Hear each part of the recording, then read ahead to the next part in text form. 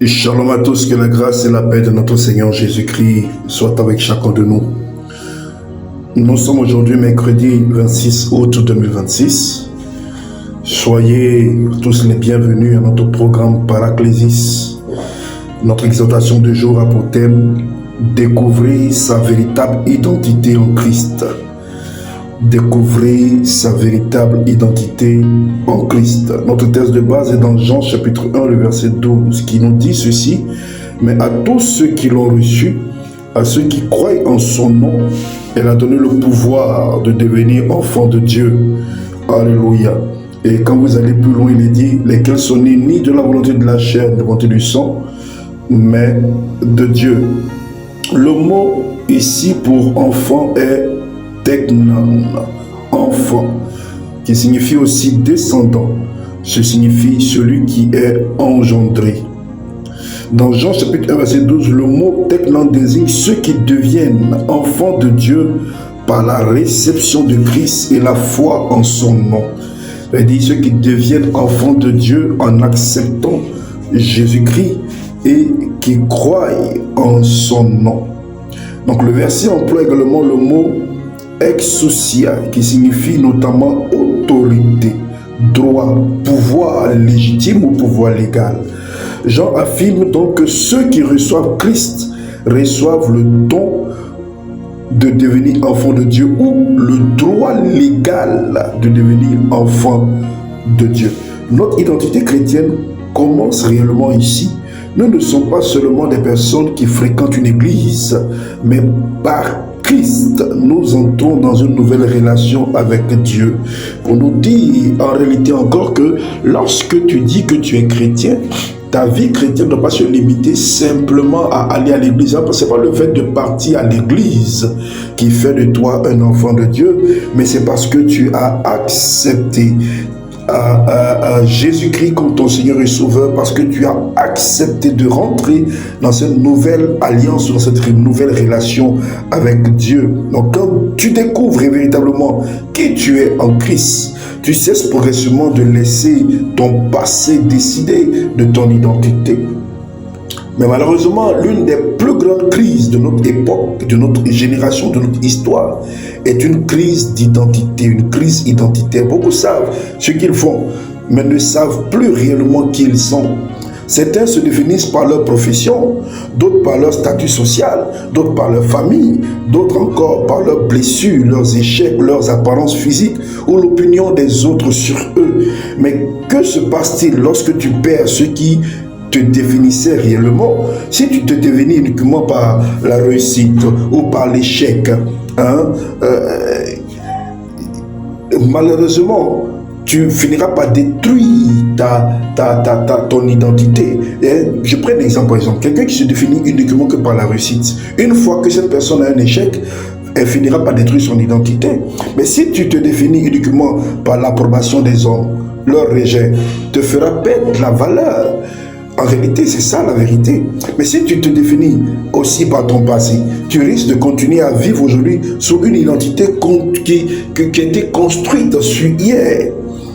Alors voilà pourquoi Jean nous ramène à quelque chose de beaucoup plus profond. Il dit quoi?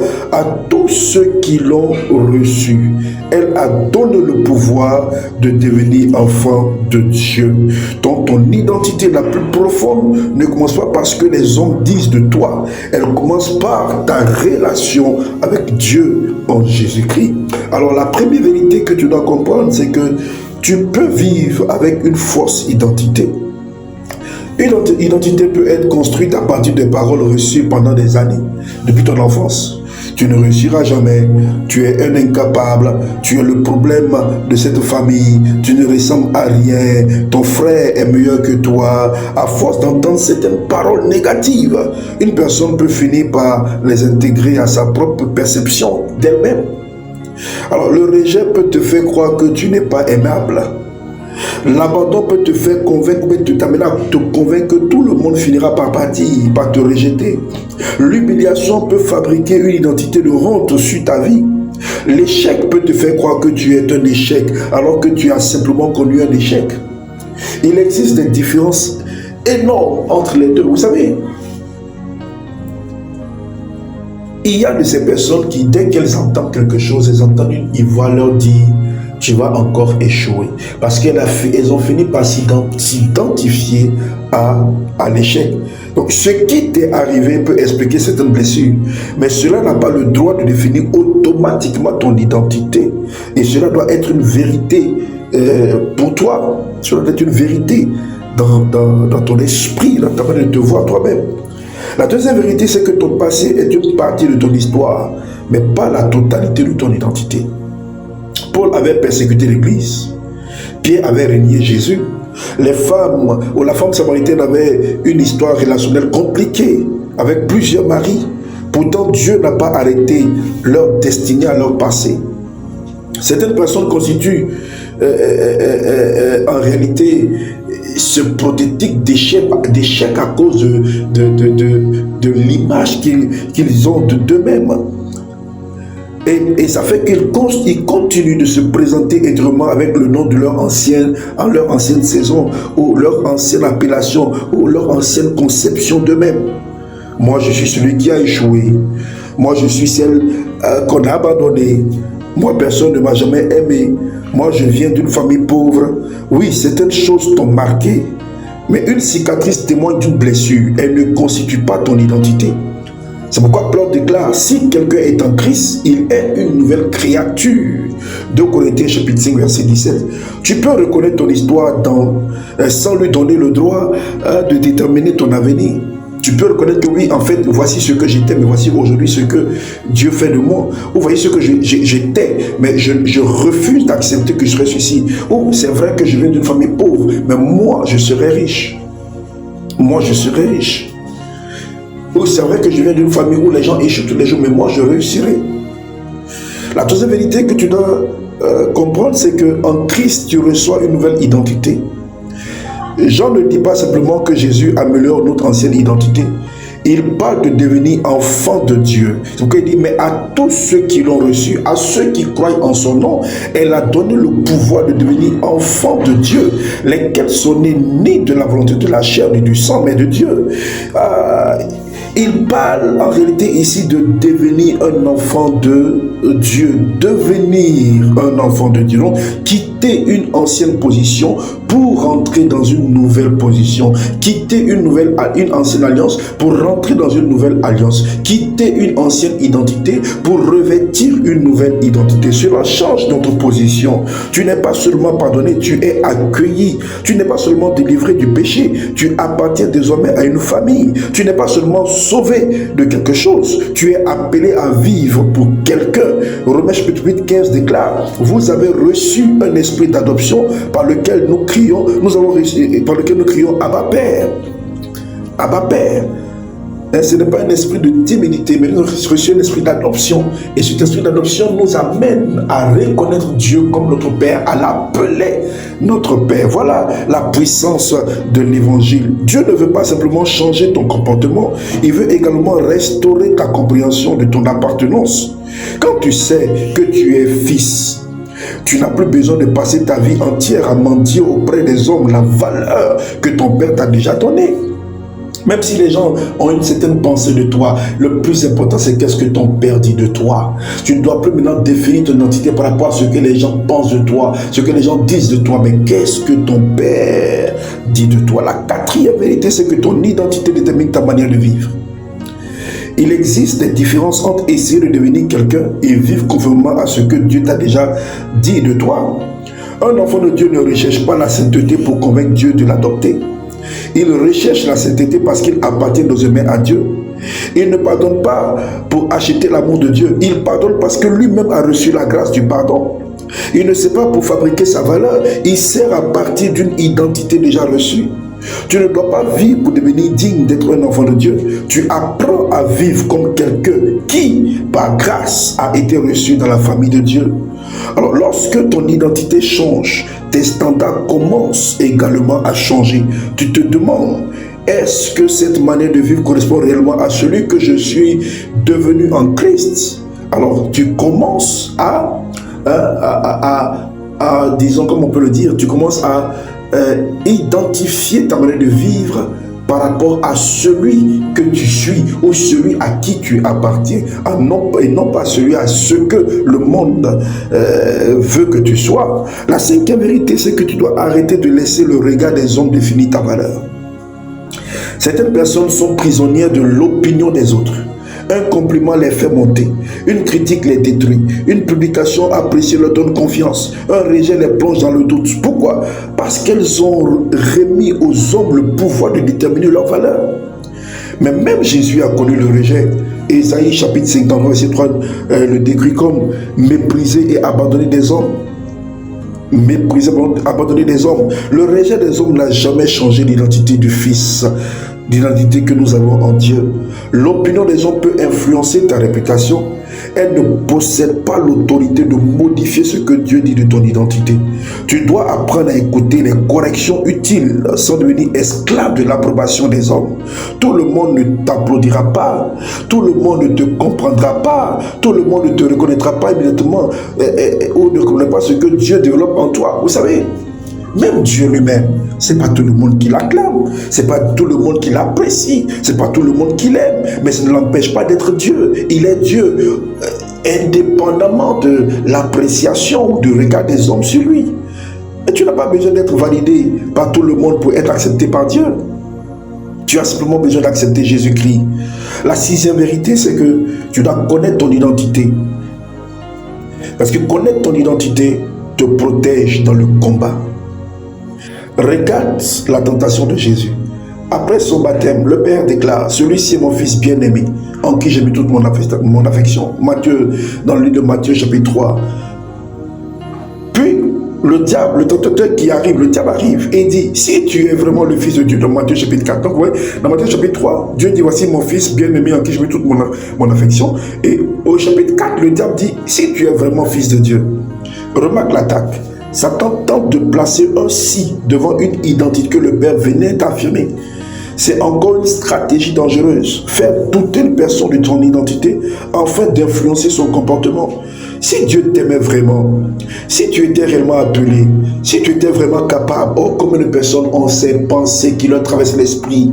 Si vraiment Dieu t'aime, pourquoi est-ce que tu vis ces réalités? Si vraiment tu as été appelé, pourquoi est-ce que ça ne décolle pas? Pourquoi est-ce que ça n'évolue pas encore? Pourquoi est-ce que tu as la traîne? Si tu es vraiment capable, si tu étais vraiment capable, si tu as vraiment reçu l'onction de Dieu, normalement tu ne devais pas avoir ceci, tel ne devait pas t'arriver. Et le diable, par ses paroles, arrive à nous faire douter de notre identité. Mais Jésus ne transforme pas les pieds en pain pour prouver qu'il est Fils. Quand tu sais qui tu es, tu n'as pas besoin de faire n'importe quoi pour le prouver. L'identité produit une stabilité intérieure. Malheureusement, quand on regarde même sur les réseaux sociaux, on se rend compte que beaucoup de chrétiens, même beaucoup de serviteurs de Dieu, essaient de prouver aux gens qui sont ceci, de prouver aux gens qui sont cela. Beaucoup d'images, de vidéos qui sont mises, sont beaucoup mis pour le m'as-tu vu, pour prouver quelque chose. La septième vérité, c'est que tu dois apprendre à vivre à la hauteur de ton identité. Découvrir son identité en Christ ne signifie pas développer de l'orgueil spirituel. Être enfant de Dieu est une grâce, mais cette grâce appelle aussi nous appelle aussi à une manière de vivre. Éphésiens chapitre 5, verset 8 déclare: autrefois vous étiez ténèbres et maintenant vous êtes lumière dans le Seigneur. Marchez comme des enfants de lumière. Remarque l'autre. Vous êtes maintenant marché. Vous êtes maintenant marché. L'identité précède le comportement. Dieu te révèle qui tu es, puis il t'appelle à vivre conformément à cette identité. Tu es enfant de Dieu. Alors si tu es enfant de Dieu, alors développe le caractère du Père. Tu appartiens à Christ. Alors si tu appartiens à Christ, que tes décisions commencent à refléter Christ. Ton identité en Christ n'est pas seulement quelque chose à proclamer, c'est une réalité à manifester. Peut-être que pendant des années, tu as vécu sous des noms que Dieu ne t'a jamais donnés.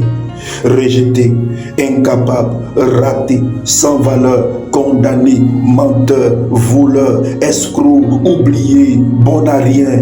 Aujourd'hui, reviens à Jean chapitre 1 verset 12. Et en recevant Jésus-Christ et en croyant en son nom, une nouvelle réalité commence. Tu deviens enfant de Dieu. Ton passé peut expliquer certaines cicatrices, mais Christ doit désormais définir ton identité. Ne demande plus comment Non, non, non, non, non.